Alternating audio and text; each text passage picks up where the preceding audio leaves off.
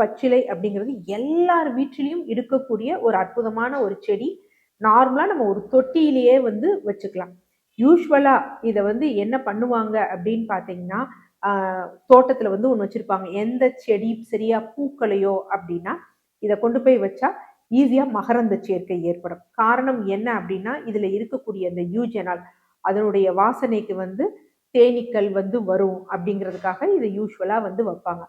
இதை அல்லாது இது வந்து என்ன அப்படின்னு பார்த்தீங்கன்னா, பெண்களின் கர்ப்பப்பைக்கும் இது ரொம்ப நம்ம ஆரோக்கியம் கொடுக்கக்கூடிய ஒரு விஷயம்.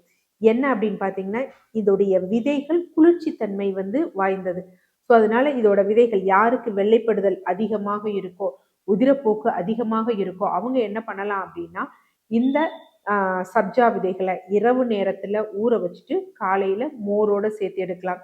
இல்லைன்னா கற்றாழை ஜூஸ் இருக்கு பார்த்தீங்களா, அதனுடன் சேர்ந்து தொடர்ந்து பருகிக்கிட்டு வர்றப்ப வெள்ளைப்படுதல் அதிகமாக இருக்கிறது, மாதவிடாயின் போது வலிகள் அதிகமாக இருக்கிறது போன்ற தொந்தரவுகள், பீரியட்ஸ் இர்ரெகுலரா இருக்கிறது போன்ற தொந்தரவுகள்லாம் குறைய ஆரம்பிக்கும்.